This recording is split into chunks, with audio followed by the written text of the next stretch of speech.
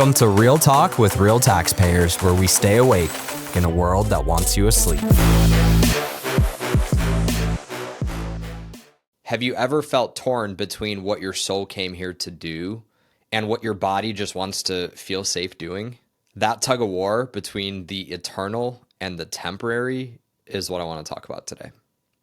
To preface, I wanted to share what I've come to have as my understanding and my belief of what the soul is here to do and how I paint eternity inside my own head. And eternity is such an interesting word because that's forever. And the concept that it all ends after one life is just weird to me, because if you frame one life in the span of absolute eternity, it's such a tiny little sliver of a tiny hair compared to eternity that it doesn't make sense for me to think about our soul as having only one opportunity and one experience and one go at this life. What makes more sense to me is that we have an eternity of leveling up our soul and growing.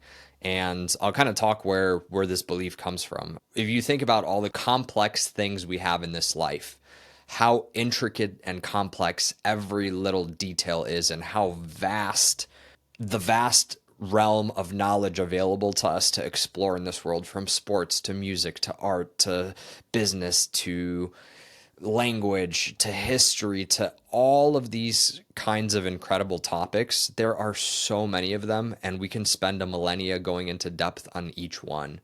And there's a craving to have expanded knowledge and to perfect things and to get better at things. And some people have a craving to be dabblers and Renaissance men and just explore everything they can get their hands on. And it feels so counterintuitive that we would only have one life to do that, and that the description, and by the way, the Bible doesn't really even describe heaven. It alludes to the picture of we get there and it's inexplicable bliss and we just sit at the foot of God and Jesus and just listen forever. And that's cool, but it doesn't make sense to me to go from this vast, incredibly complex, massive ecosystem to then this very narrow view of the afterlife.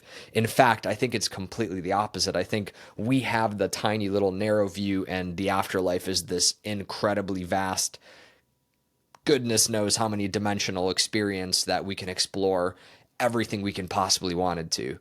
Like, we get into the eternal life or heaven, and all of a sudden an amputee is no longer an amputee. You wanted to play basketball and do a 360 backflip dunk, you can do that. However, Michael Jordan can still whoop your booty in basketball because that's where his soul shines. So even though you could play at the level of a NBA player in the afterlife, a professional NBA player is still going to be better than you because that's what their soul spent so much time doing. At least that's what I imagine that to be. All that being said, what I want to tie that to is I believe that we show up to this reality, to Earth, to this simulation, so to speak, to grow our souls. And I think one of the main human challenges and part of our soul's experience is to experience true empathy. And we all can relate to the fact that when you stretch things, when you pull things, when you go through hurt is where you grow. Nothing grows without stretch, without hurt, without pain. Growth seems to always be on the other side of pain and struggle for all things. And I think one of the ways we grow as a soul is to really have full understanding of empathy. And what I mean by empathy is the comparison of polar feelings. For us to even be able to understand what true love really is, we have to compare it with something. And I think at a certain point, we have to live through what true absolute heartbreak is so that our soul can even understand the comparison of the two sides. And, you know, the yin, the yang, the light, the dark, it's all part of God. And I think it's in our experience to live through both ends of those realms. And I think there are some people that are living on this earth in the super dark side of things to really experience that for the soul. And I think there's some people that are living in the super light side of things to experience that for their soul. And I do think that we predetermine what kind of challenge we go into prior to this life. And our soul gets matched up with a body. And that's why when you hear people say, these aren't my kids, these are God's kids, I really believe that. I really believe that, there's definitely a biological element to that, but there's also this soul that comes in that's from God and could totally not be part of the biology. And that creates a conflict because a soul and a body are almost like two different programs living within the same computer that are both conscious in a way. And I noticed this many times throughout my life where there's almost like this turbulence within me that's my soul and my body not being in harmony, and they're fighting. And the more I fought through that in my experience, the more one or the other tries to kind of take over, so to speak, in a way that it's, my soul has this mission on this earth in this lifetime, and it's pushing to go in that mission, and my body's like, I don't understand why. I don't want to do that. That's hard, that's scary, or that's selfish. I want to focus on me. So the body's driving me into, I just want to, consume substances, binge watch Netflix, do this, do that, just unplug, unplug, unplug. And I felt this internal turbulence and turmoil for a big part of my life. I wasn't able to work through this for a long time because I didn't understand what was going on. And after my experience, if you guys have tuned into episode 1, where I kind of had my awakening, I set off on a journey to really explore my soul and figure out, I had blips and blurs and little pieces that came to me that kind of had me realize maybe this isn't my first time around here. And I really went down that rabbit hole to explore that and sought out different people and, mentioned that I read multiple dozens of books on this and meditated for hundreds and hundreds and hundreds of hours on this and really found pieces. But I was on this massive search to find out what, I have this amnesia, and we have this amnesia when we come to life. We don't remember all of our past experiences. They kind of come to us in bits and pieces. And I was on this massive journey of understanding that and kind of waking up more and more. And the more I went down that rabbit hole, and I'll share this exact experience, I went to a past life regression specialist because I wanted to trace back and remember at least a past life to reassure for myself or reconfirm for myself if it was true. And I'm definitely the borderline computer brain where everything I operate around is logic based. And I would say I'm not susceptible to hypnosis. Like if there's people that are, that's awesome. But I'm on guard through the whole thing, and it's so difficult for me to release that. And I went to a past life regression session, and through this past life regression session, I just could not get into it. I just could not let go. And the lady who I connected with was very experienced and very awake and aware. And she recognized that in the middle, and she recognized that there was almost this conflict going on inside of me. So she kind of pushed to explore that. And in that state, after, trying for 30-40 minutes to get into that, I kind of realized and felt for the first time, not, let me take that back. I didn't feel for the first time. I was conscious of the feeling for the first time. For the first time, I understood that my soul and my body were in conflict. And I went to explore that, and she asked me good questions of why. Why do I feel that conflict? And what it came down to was my body felt that it was unfair that my soul was eternal and that the body would perish. And my soul has been like dominant driver in my life, this whole experience of go, go, go. This is the objective. We have to go here. We purpose. And my body the whole time was like, why do you get to do this when I'm going to die and not move on? And there was this like struggle between fairness.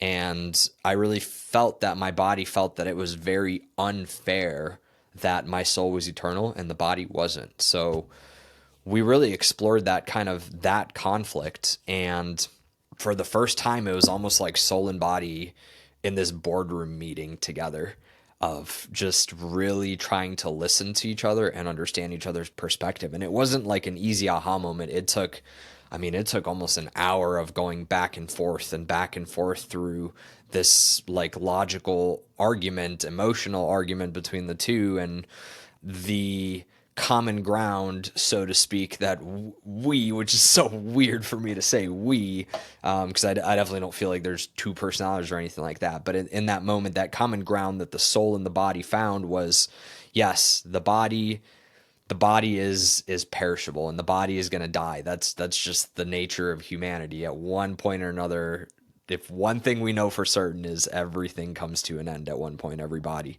But if you believe that the soul is immortal like I do, then the common ground we found is, well, we can't change, like there's nothing we physically could do to prevent the body from dying in this life, right? We could both agree on that. That's coming for everybody one day, and who knows when.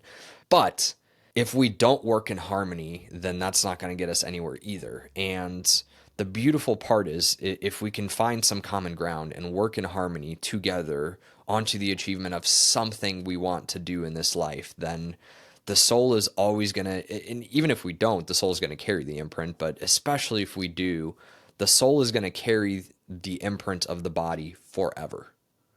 In the infiniteness, in heaven, in infinite life afterwards, whatever you want to call it, I believe that we don't lose our identity. I think we temporarily have amnesia as we come back to grow our soul, and then as we come to the afterlife, we get all that full access to full memories and identity. And I think along the way, that soul is always going to keep the imprint of the body, and that is in a way how the body's going to live forever, is in the soul's memory. And man, when I was going through that and I was in that meditative state laying down, I was just crying, just because it was the first time that like my body released that like hold on control type of thing that I've probably had as in a physical form, like clenched muscles in my life for such years and years and years.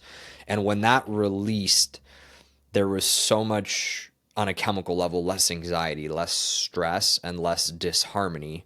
And from that point on, I was very conscientious of how I listen to my body and listen to my soul. And I try to work in harmony with both. I try not to tone my body out and just drive with my soul. And I try not to tone my soul out and just, AFK with my body. And I think a lot of people struggle with this balance. And the message I want to share for y'all is, if you're in this sort of tug of war experience, and as I'm talking through these things, there's certain points, if you relate to, even if you don't believe in what I believe, have an open mind for a second and think, what if that is exactly how it worked? What if? And I urge you to be open to that what if for a little bit, and just try to explore that conflict as though the soul and the body are two pieces, and see what you can extract from that. And I wanted to share that because that really, really helped open myself up in life. It helped depression gone. And I'm not saying every day is incredible or a piece of cake, and obviously that would contradict the whole human experience and everything. So definitely it's not a magic bullet to just fix everything in your life. But I stopped thinking about, why is this happening to me? And I started thinking, why is this happening to me? So the focus went from me to why. And when that shift happened, life became a lot easier, in the sense that, I don't want to say it's a game, but it's almost like a game. It's almost like, okay, well, what can I learn from that? Okay, well, this is funny now that it's happening. Like, of course, I'm in this crappy part, or this like sandstorm-esque part of my life, but now I'm thinking about it in the real time as I would in hindsight, almost. And of course, we don't really get the full understanding of aha or why, or the full picture, until later, where you can look back at it in hindsight and more things have revealed themselves to you. But when you start to operate in that flow state-esque thing where you're almost operating in hindsight in real time, it helps you move through challenges and progress to whatever those goals are in your life so much more quickly and with less friction, where the best word we've come to describe that is just alignment. And I think that's one huge key to get closer to being in alignment. And the more aligned I find myself, the happier I find myself, because I'm staying true to my soul and I'm staying true to my body. So really, really wanted to encourage y'all to seek that body and soul alignment in your lives, and don't run away from one or the other, because you're going to hit, hopefully not, but in my experience, it's just dead end after wall after barrier.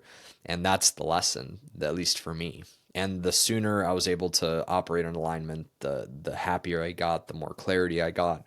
And that law of attraction just kind of comes into your life, and those things that you really wanted just seem to magnetically come to you then. And it's easier to become and grow into that person that you really wanted to be. So the last kind of tidbit I'll leave you with, because I want this to be a shorter episode, is stop trying to, and once again, I'm speaking from my own experience, so take it with a grain of salt, but I found that the less I try to chase the thing I want, and the more I try to become the person that deserves the thing I want, the quicker that thing ends up coming into my life. So just wanted to leave you all with that refrain, and I hope this helps somebody. Now go live awake, and if this shook something inside of you, share it with someone still sleepwalking.